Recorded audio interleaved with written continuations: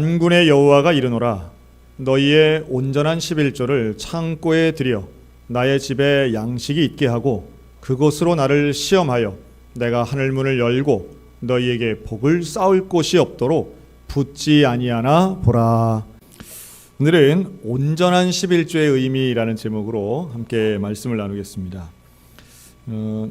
헌금 설교는 모든 설교자들에게 부담이 되고 또 때로는 하기 쉽지 않은 제목이기도 합니다. 그래서 어떤 분들은 과거에는 헌금 설교를 자주 또 많이 하시는 목사님들이 있었지만 최근 들어서는 나는 헌금 설교는 안 합니다 라는 설교자들이 오히려 많아지는 추세입니다. 젊은 설교자일수록 더 그렇고요. 또한 이 헌금의 부담을 주지 않으려고 하는 것은 현대 교회들의 공통된 특징이기도 하지요. 또 헌금 설교를 안 하면 좀 세련돼 보이는 것 같은 느낌이 들 때도 있습니다. 그런데 하여튼 설교자인 저로서는 그럼에도 불구하고, 물론 저도 헌금 설교를 자주 하는 편은 아니죠. 그러나 헌금에 대한 가르침은 성경이 일관되게 하고 있으며 특별히 돈이 얼마나 중요한가를 날마다 깨닫고 있는 우리 입장에서는 이 돈에 대한 이야기, 헌금에 대한 이야기를 안 할 수는 없고 성경적 원리에 맞춰서 우리가 가지고 있는 오해는 줄이고 온전한 이해를 통해 헌신으로 나아갔으면 좋겠다 하는 바람이 있습니다. 그런 의미에서 오늘은 그런 헌금들 중에도 가장 논란이 되고 있는, 또 때로는 사람들이 부담되어 이야기하는 11조에 대한 말씀을 오늘 드리려고 합니다. 최근에 이제 어떤 분들은 유튜브나 이런 데를 보고 11조는 안 해야 되는 거다 이런 주장을 펴시는 분들이 있습니다. 그 11조에 대한 부당론, 또 11조 부정하시는 분들이 대개 펼치는 논리 중에 하나가 이거죠. 왜 그토록 많은 구약의 율법 중에 유독 11조만 지키냐? 그럼 다른 것도 다 지켜야지. 돼지고기도 안 먹고 미꾸라지도 안 먹고 그러면서 얘기를 해야지 왜 다른 거는 다 안 하면서 11조만 지키라고 하느냐. 이 대표적인 이야기입니다. 그리고 또 하나는 좀 다른 이야기이긴 한데요. 교회가 헌금에 대한 강요 같은 강조를 너무 많이 하다 보니 여기에 대한 자연스러운 반감과 함께 또한 도대체 우리 교회는 헌금을 어디다 쓰는지 나는 의심이 된다. 그래 나는 11조를 못하겠다.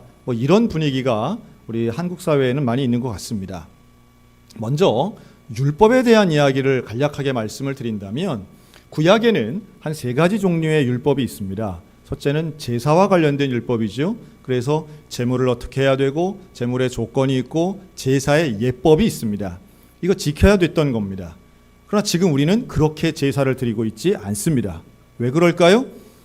지금은 제사가 필요 없는 시대이기 때문에 그렇습니다. 왜 제사가 필요 없느냐? 예수 그리스도께서 십자가에서 온전한 화목제물로 십자가에 달려 희생하심으로 모든 제사를 끝내신 거예요. 그래서 제사가 필요 없기 때문에 제사와 관련된 율법도 역시 우리가 지킬 필요가 없어지게 된 겁니다. 두 번째로 또 하나의 율법은 이 사회적인 율법이 있습니다. 생활과 관련된 율법이죠. 대개는 먹는 음식이라든가 입는 의복이라든가 또 대표적으로는 할례와 같은 율법이 있습니다.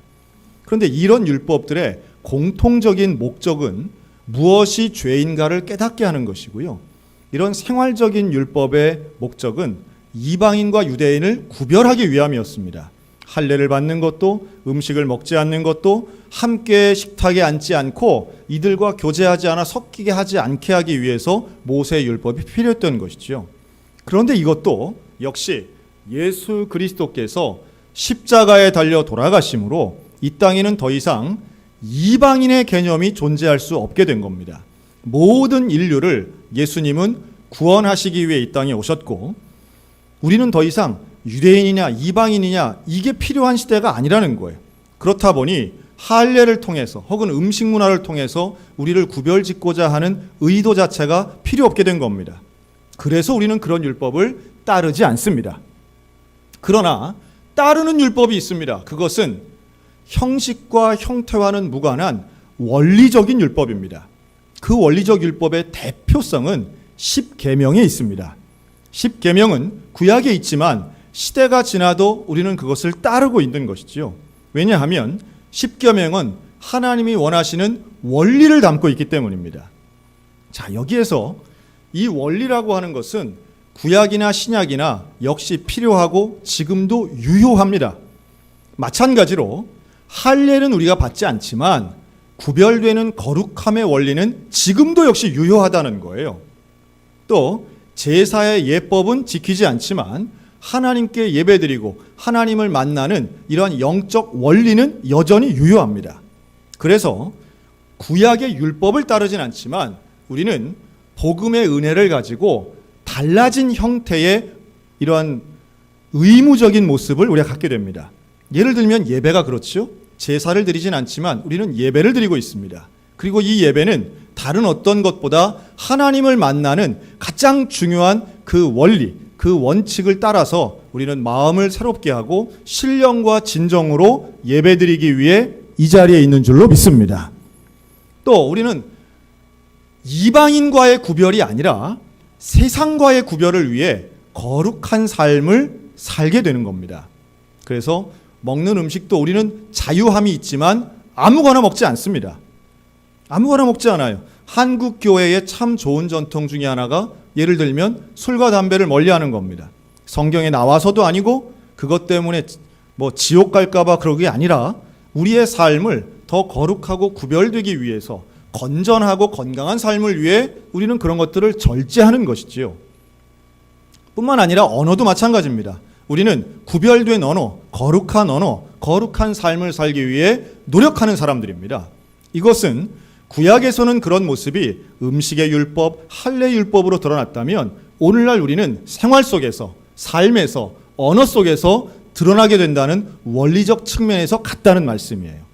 자, 그러면 그런 눈으로 우리가 11조를 본다면 단어 자체는 구약의 율법에서 따왔지만 지금 우리가 하고 있는 11조와 구약에서 했던 11조는 분명히 그 형식은 다릅니다. 10분의 1이라는 것은 같지만 이 11조에 대해서 우리가 좀 잘 살펴볼 필요가 있어요. 11조를 왜 했는가? 11조는 어떤 의미가 있는가라는 겁니다. 먼저 구약에서 나오는 11조는 신명기, 레위기 등을 통해서 우리가 정확히 알 수 있는데요. 당연히 10분의 1을 드리는 겁니다. 여기에는 땅에서 나온 소산의 10분의 1을 드리고요. 또 육축을 통해서 양이나 소를 통해서 낳는 새끼의 10분의 1을 드리는 겁니다. 10마리 중에 1마리 드리는 거예요. 그리고 내가 얻은 소득 중에 과일이나 아니면 추수했을 때 가장 첫 번째 것도 드리고 가장 좋은 것도 드립니다. 성경은 그걸 가장 특별한 것을 드린다라는 표현도 있습니다. 자, 그러면 이걸 왜 드리느냐? 왜 이걸 성전에 갖다 바쳐야 하느냐라고 하면 이것에 쓰임새가 있기 때문입니다. 목적이 있어요. 그 중에서 제일 중요한 것은 레위인에게 주는 것입니다. 레위 지파는 다른 땅을 소유받지 않고 다른 지파는 다 땅을 소유받지만 레위 지파는 땅을 소유받지 못해요. 그 말은 농사를 짓는 것이 레위인들에게는 의무가 아니었다는 겁니다. 그래서 이들의 소득, 이들은 온전히 성전에 관련된 일, 제사 맡은 일을 하는 사람들이기 때문에 레위인들의 생계를 위해서 사람들이, 다른 지파의 사람들이 반드시 의무적으로 내게 한 것이 11조의 첫 번째 목적입니다. 그리고 그 11조를 나누어 가짐으로 레위 지파는 농사와 목축은 하지 않지만 그들은 성전 안에서 일어나는 모든 거룩하고 제사 드리는 일에 집중할 수 있었던 것이죠. 두 번째 목적이 있습니다. 두 번째는 가난한 자, 대개는 과부와 고아로 대표되는 이 가난한 자들을 돕기 위하는데 이 11조의 물이 쓰여집니다. 다시 말해 복지 정책이나 아니면 가난한 사람들을 돕는 인프라가 형성되기 이전에 이 구약시대 때는 자신이 받은 소득의 10분의 1을 내어놓음으로 함께 살아가는 공동체를 만드는데 이것들이 온전히 쓰였다는 겁니다. 그리고 그것을 하나님이 원하시는 거예요. 왜 하나님이 원하시느냐? 누구는 급격하게 가난하고 누구는 더 많은 것을 갖는 것을 원치 않으시고 가난한 자도 먹고 살 수 있는 사회, 나라, 또 조직을 원하셨던 겁니다. 여러분, 하나님은 결코 가난하신 분이 아닙니다. 하나님은 우리의 것을 탐하시는 분도 아니십니다. 이러한 원리를 담은 11조는 그래서 사람들에게 요구되기 시작했고 성전을 통해서 받기 시작했습니다. 문제는 뭐냐? 이 11조가 율법화된 것이 문제였습니다. 율법화되어서 이걸 지키지 않는 사람들에게는 오히려 제재가 가해졌던 거예요. 이후에 오늘 우리가 읽은 말라기 3장 같은 경우는 11조에 대해 아주 유명한 구절이죠. 이 말라기서에 나오는 말라기 선지자는 당시의 사람들을 이렇게 고발합니다. 하나님의 것을 도적질하는 자. 하나님의 것을 도적질한다고 고발하고 있어요. 그런데 이 고발은 11조를 안 하는 사람들을 향한 고발이 아닙니다. 당시에 제사장이나 유대인들은 의무적으로 이 율법적 11조를 하고 있었습니다. 그런데 이 말라기 선지자가 지적하는 것은 너희들이 하고 있는 그 11조가 하나님의 것을 도적질하는 거라는 거예요. 왜냐하면 이 11조가 온전한 11조가 아니기 때문이라는 겁니다. 온전한 11조는 무엇일까요? 과연 그 온전하다라고 할 때 그 온전한 하나님이 받으실 만한 하나님이 기뻐하시는 11조는 어떤 것인가? 우린 이 온전함의 그 근거를 예수님을 통해서 알 수 있습니다. 예수님이 바리새인들에게 이렇게 꾸짖으시는 장면이 나와요. 예수님이 너희들이 화 있을진저 외식하는 서기관 바리새인들이요 너희가 박하, 회향, 근체에 11조를 드리되 율법에 더 중한 바 의, 인, 신은 버렸도다. 그러나 이것도 행하고 저것도 버리지 말아야 할지니라. 예수님은 11조를 부정하시지 않았습니다. 예수님은 11조를 드리는 것을 당연하다 생각하셨고 예수님도 11조를 하셨습니다. 그런데요, 여기서 예수님이 더 중요하게 여기신 게 있습니다. 11조를 드리는 너희가 하나님의 공의, 하나님의 인의, 하나님의 올바른 믿음 이것을 충심으로 지킬 때에 그게 온전한 11조가 되는 것이지 너희가 형식은 11조를 드리는 것처럼 하면서도 너희의 마음도 그 온전하지 못한 것을 드릴 때 하나님 그걸 기뻐하시지 않는다는 거예요. 오히려 여기서 한 발짝 더 나아가서 예수님이 칭찬하신 헌금은 따로 있습니다. 예수님은 가난한 과부가 자신의 생활비 전체를 드린 그 두 렙돈을 칭찬하시지요. 바리새인들은 정확히 10분의 1만 계산하든지 아니면 남들이 볼 때 그럴듯한 액수의 것을 11조라고 드려서 예수님으로부터 비판받으셨지만 예수님이 정말로 인정하시고 칭찬하시는 것은 바로 내 마음을 전체를 드리는 자발적이고 헌신하는 액수의 규모에 상관없이 또한 10분의 1이라고 하는 숫자에 한도되지 않는 하나님이 원하시는 바로 그것, 온전함을 드리는 헌신의 11조 주님은 원하시는 줄로 믿으시기 바랍니다. 오늘 주님이 칭찬하시는 거예요. 저는 그래서 오늘날 우리에게 있어서의 11조의 의미는 무엇일까? 이렇게 한번 정리를 해봤습니다. 그럼 따라 하실까요? 11조는 율법이 아니라 고백입니다. 구약의 11조는 분명히 율법이었습니다. 안 지키면 안 되는 거예요. 정확한 선을 지켜야 되는 거예요. 그러나 신약에서 오늘날 우리에게는 율법은 11조는 율법이 아닙니다. 율법이 아니라 고백이 돼야 되는 거예요. 그 고백은 하나님을 향한 고백이고 예수 그리스도를 향한 고백입니다. 그리고 그 고백은 제일 근본되는 거죠. 우리에게 있어 소유, 돈에 대한 개념 자체에 대한 참 중요한 생각인데요. 한번 따라 하실까요? 모든 것은 하나님으로부터 옵니다. 여러분, 내가 번 것, 이거 하나님으로부터 오고 하나님이 내게 주셨다는 것을 믿으시기 바랍니다. 이걸 고백하는 거예요. 내가 예를 들면 한 달 수입이 뭐 10,000원이다. 10,000원이다 하면 안 와도 되니까 100만 원이다 하면 여러분 그 100만 원은 하나님으로부터 온 것입니다. 원래 다 하나님의 것입니다. 자본주의의 위험성은 뭐냐 하면 내가 땀 흘려 일하고 내가 노력해서 번 것은 다 내 것이라고 생각합니다. 이게 왜 위험하냐? 내 것이라고 생각하기 때문에 내 마음대로 결정할 수 있다고 또한 생각합니다. 내 마음대로 결정하기 때문에 그것은 나를 위해서 많이 쓰든지 내 생각에 옳다고 하는 곳에 쓰여지게 됩니다. 하나님은 그걸 그렇게 좋아하지 않으세요. 하나님은 내가 번 것도 다 하나님이 주신 거라고 하는 그 믿음의 고백에서부터 물질을 사용하고 돈을 쓰기를 원하신다는 거예요. 제가 이런 예를 종종 듭니다. 학생들 같은 경우에 이제 여러분 수능이 이제 얼마 안 남았습니다. 그런데 시험 공부를 열심히 해요. 그리고 열심히 공부해서 시험 성적을 잘 받았어요. 여러분, 이것은 전적으로 내가 한 것입니까? 아니면 전적으로 하나님의 은혜입니까? 이 부분에서 우리가 잘 생각하셔야 되는 것은 돈을 버는 일이나 시험에 합격하는 일이나 어떤 일을 성취하는 일이나 공통점이 있습니다. 내가 노력하는 건 분명히 중요한데 내가 노력하여 결과에 이르기까지 그 과정 속에 어떤 변수도 없을 때 이른다는 거예요. 예를 들면 시험 보러 가다가 교통사고 나면 내가 노력한 걸 발휘할 수 있겠습니까? 시험 보는 그 당일날 내가 복통 설사가 일어나고 고열이 일어난다면 과연 내가 시험 보는 그것을 잘 발휘할 수 있겠냐는 거예요. 시험 보러 갔는데 정말 재수없게도 내 옆자리에 이상한 사람이 앉아가지고 계속 내 신경을 쓰게 만든다면 과연 시험 잘 볼 수 있겠냐는 거예요. 사업도 마찬가지고 생활도 마찬가지입니다. 우리는 그 어떤 변수가 없는 건 잘 생각하지 않아요. 그저 내가 노력한 것만 집중해 생각하니까 다 내가 한 걸로 생각해요. 이 말라기 3장에 나오는 참 우리가 좋아하는 표현이죠. 쌓을 곳이 없도록 내가 복을 주겠다. 시험하여 보라. 이렇게 말씀하잖아요. 그러니까 우리는 11조 하면 어마어마한 부자 되나 보다. 돈을 쌓을 데가 없도록 주나 보다. 그런데요, 어떤 복을 주시는가가 바로 그 다음에 나와요.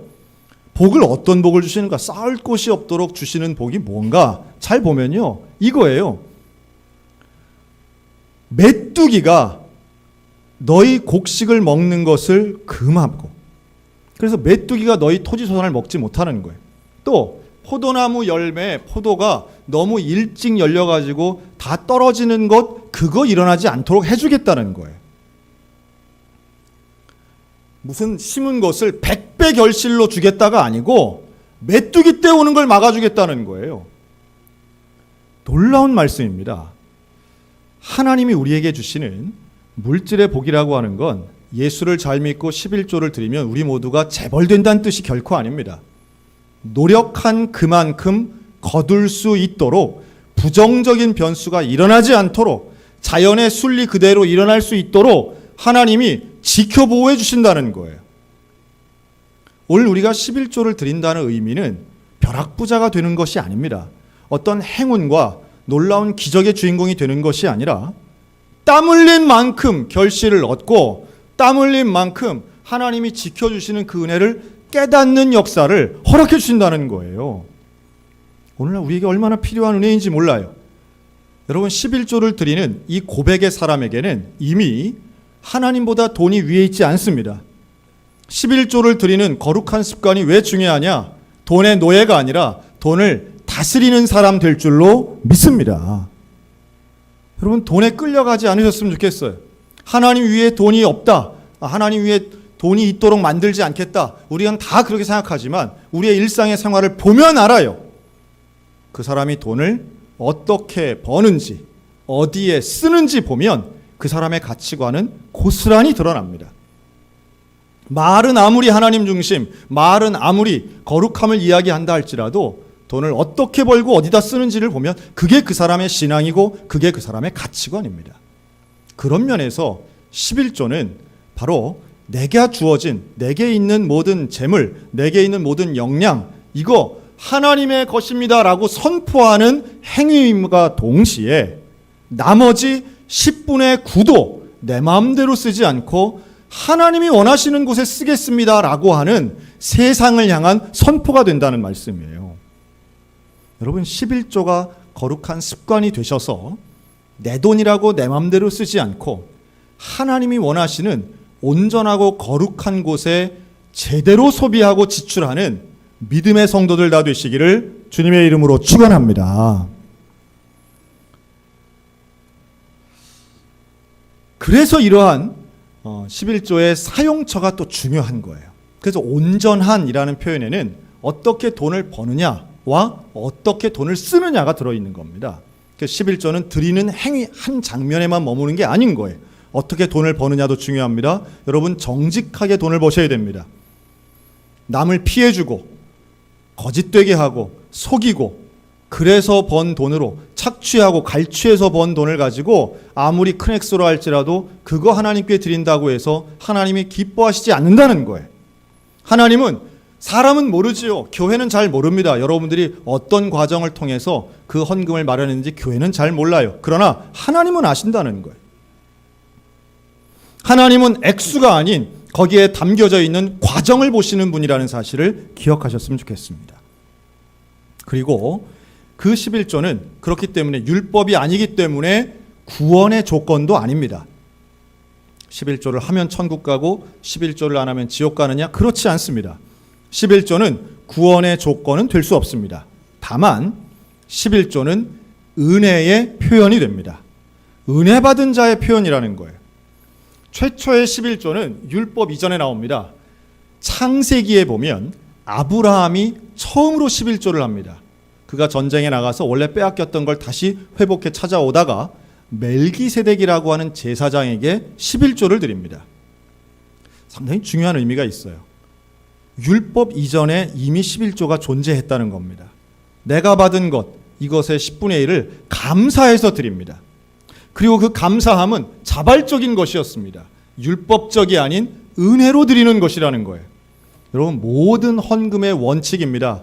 우리 마음 가운데 억지로 드리지 않는 거예요. 인색하게 드리지 않는 거예요. 하나님은 즐겨내는 자를 사랑하시느니라. 할렐루야.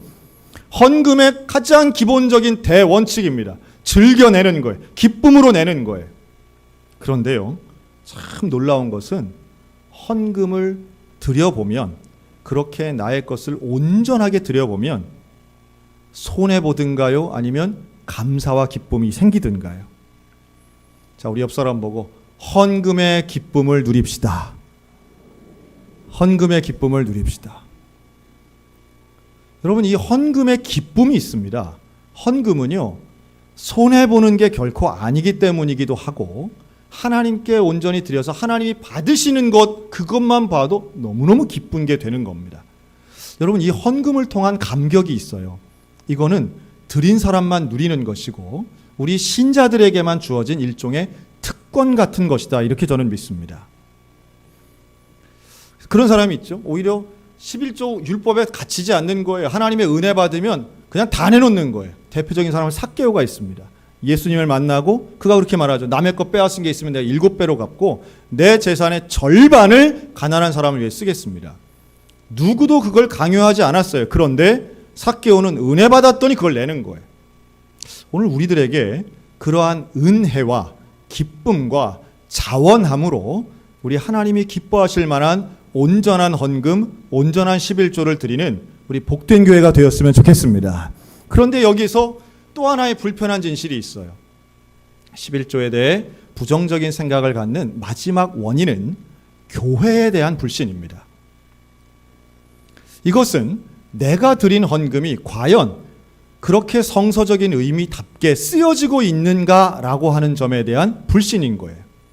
그리고 실제로 많은 교회들이 헌금에 있어서 많은 부분들을 이웃을 위하거나 혹은 선교를 위해 사용되지 못하고 다른 곳에, 우리가 이해할 수 없는 곳에 쓰는 교회들도 있는 게 사실입니다.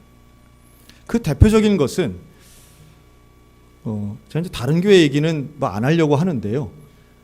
우리 교회는 그렇지 않기 때문에 또 말할 수 있느냐, 이렇게 비판할 수 있기 때문에.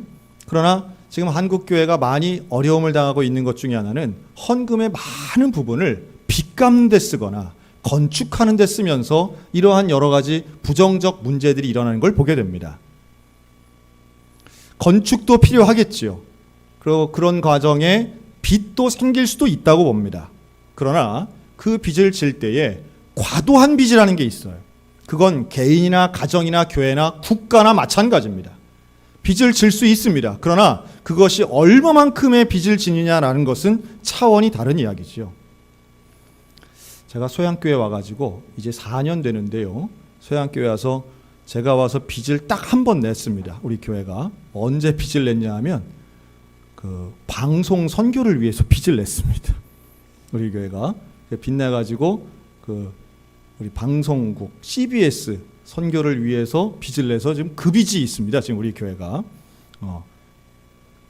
저는 오히려 많은 분들이 어떻게 그럴 수가 있느냐, 지역에 있는 목사님들이 저를 보고 그래요. 근데 뭐 그럴 수 있지 않겠습니까? 우리 교회가 감당할 수 있는 빚이라면 저희 교회가 2년 전에 1억 원을 대출을 내서 CBS에 헌금을 했습니다. 그리고 지금 그 빚을 갚아나가고 있는 중입니다. 우리 교회 여러분들이 보실 때는 소양교회가 되게 큰 부자처럼 보일 수도 있겠으나 빚이 있습니다. 네. 그러나 그 빚은 그렇게 많지 않습니다. 우리 교회 1년 경상비의 30%가 되지 않습니다. 물론 그 외에 또 다른 빚이 있어요. 그런데 그 모든 빚은 지금 1년에 20% 이상씩 갚아나가고 있습니다. 아마도 여러분 빚을 위해서 우리 부채 갚자고 혹은 건축 헌금하자 특별 헌금 하신 기억이 없을 거예요. 이런 것은 참 감사하면서도 우리 교회가 하나님의 일을 하기 위해서 역량을 집중한다고 보고요. 그 외에 우리 교회의 지출이 과연 성경적인가라고 하는 것은 여러분 1년에 한 번 있는 사무총회 때 오셔서 꼼꼼히 보시면 좋겠습니다. 우리 교회는 구제를 위하여 선교와 구제를 위해서 1년 예산의 10% 이상을 사용하고 있습니다. 여기에 교육과 장학까지 더하면 20%가 넘습니다.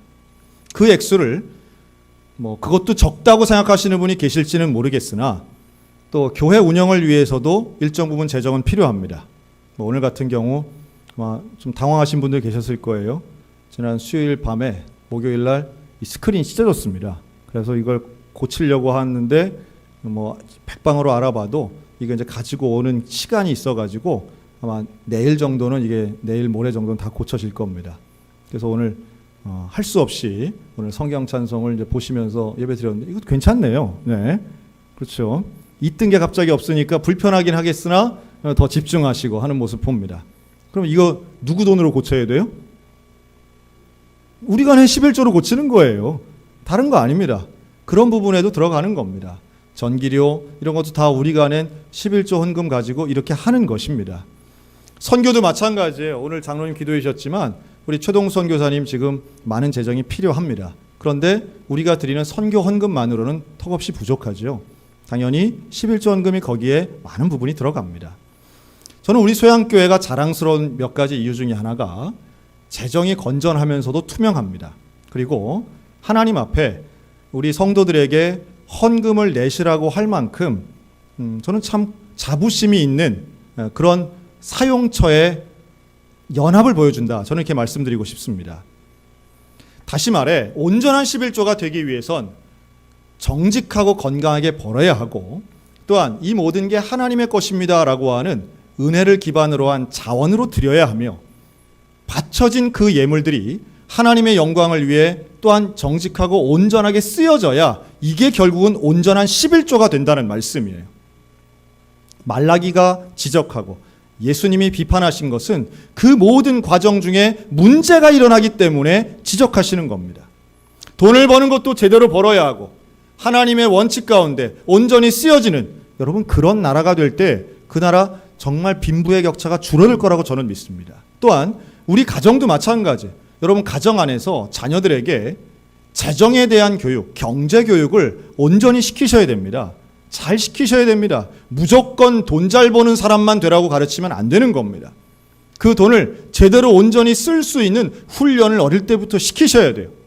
가계부를 쓰게 해서 계산적으로만 뛰어난 애가 아니라 내가 받은 용돈에서 이건 하나님의 것이기 때문에 하나님이 원하시는 곳에 쓰여져야 된다는 그 믿음의 인식이 심겨져야 된다는 겁니다. 아무리 부모로부터 받아도 부모가 11조를 하고 주었기 때문에 너는 헌금 안 해도 돼 이런 식으로 가르치기 시작하면 우리의 자녀들은 어느 순간 내 돈이니까 내 마음대로야 내 거니까 나만 위해서 써야 돼 남을 위한 배려나 약자를 위한 배려나 혹은 전체 우리에게 주어져 있는 자원 활용에 대한 큰 시각은 사라지게 된다는 거예요. 여러분 돈도요 제한적인 것입니다. 그 제한적인 것을 나눠서 갖는 것뿐입니다. 하나님은 그 큰 테두리에서 우리 모두가 서로 사랑하고 도우면서 서로를 위해서 나누기를 누구보다 원하시는 분이십니다.